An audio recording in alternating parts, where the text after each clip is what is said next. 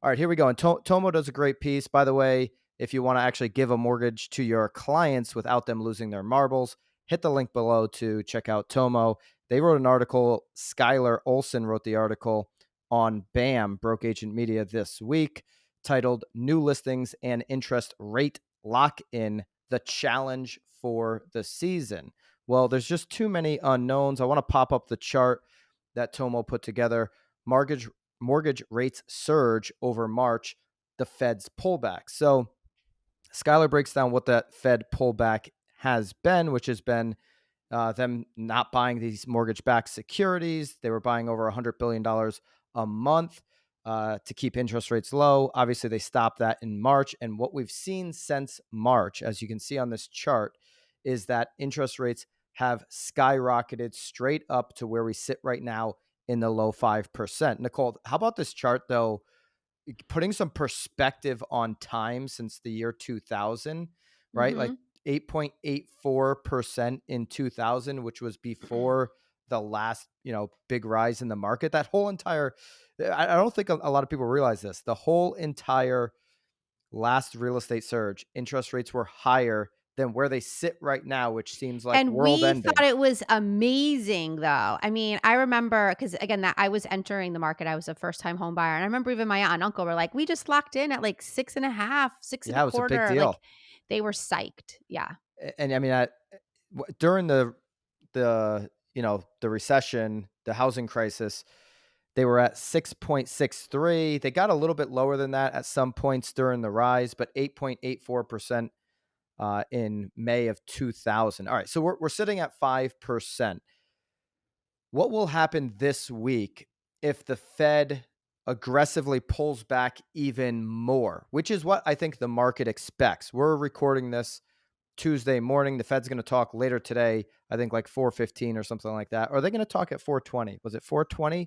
I don't Are think it's they 420. No. are they No. No. channeling their inner Elon on the Or timing? they're waiting for everyone to be calm. Yeah, they're waiting for everybody to get chilled out. They're going to go at 4:21.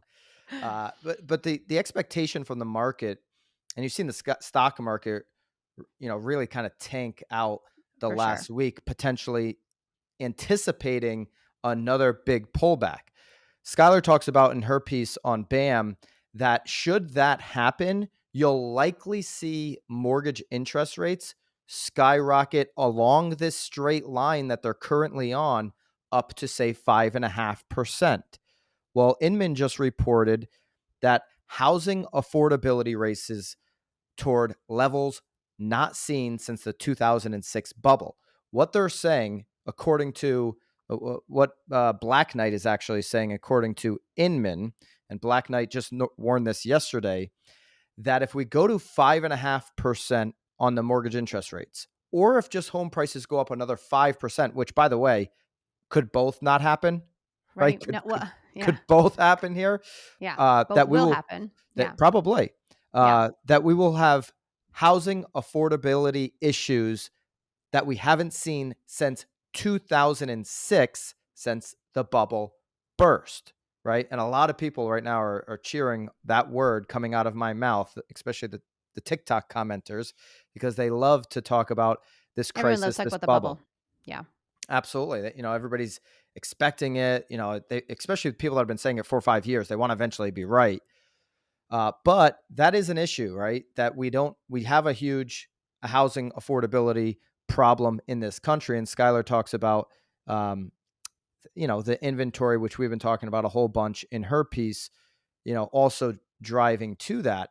Now, I don't know, Nicole, the last few weeks, for the first time, I'm starting to see Tom Toole in Philadelphia. I'm starting to see, our own MLS up in Connecticut show more new listings than pending sales. I'm starting to see that. And that could, you could start to see more people put their house on the market because the first quarter of 2022, what did we have? A GDP slip. So we just need another quarter two of GDP, negative growth for us to be in an actual recession. They're hearing the word recession every single week. Now, 4 out of the last 6 recessions, we actually saw home values go up. That's a whole nother topic. But for the typical homeowner hearing recession, not being educated by us, they're going to probably get nervous. Interest rates are going up. I got to sell now. So I think we'll actually see inventory go up. In the piece, you can see, some charts showing that inventory is way down in comparison to, pre-crisis levels. So Nicole, interest rates at 5.5% put us in this affordability issue. How big of an issue is it to you working with the everyday home shopper? Well, I mean, obviously, it's something that they're certainly thinking about, but I don't think it's necessarily slowing anybody down. It is interesting though, because in this article, though, they are talking about the fact that sellers may not sell; they'll actually start aging in place because Yeah, of the affordability.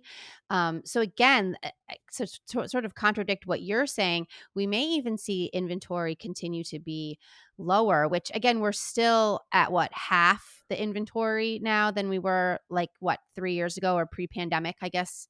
It's so funny. I agree. By the It's way. sort of like it's like AD, BC. It's like now what is it, like PP pre-pandemic, Oh, okay, PP. there Yeah. you go. Um.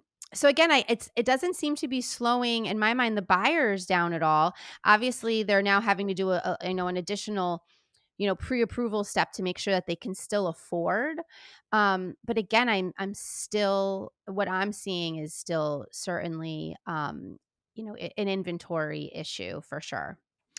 Yeah, and I'm just referencing the last really few weeks. In the comments, what are you seeing in your local market? Love to know. Like, say the market, and are you seeing new listings outpace pendings? It just started happening. I've been talking about this, like this Cold War theory that I have, that to your point, Skylar's point in the BAM article, that we will see like kind of this freeze out, because Freeze, yeah. why wouldn't you want to just sit in your house and wait this thing out if you're sitting Right. at a low interest rate?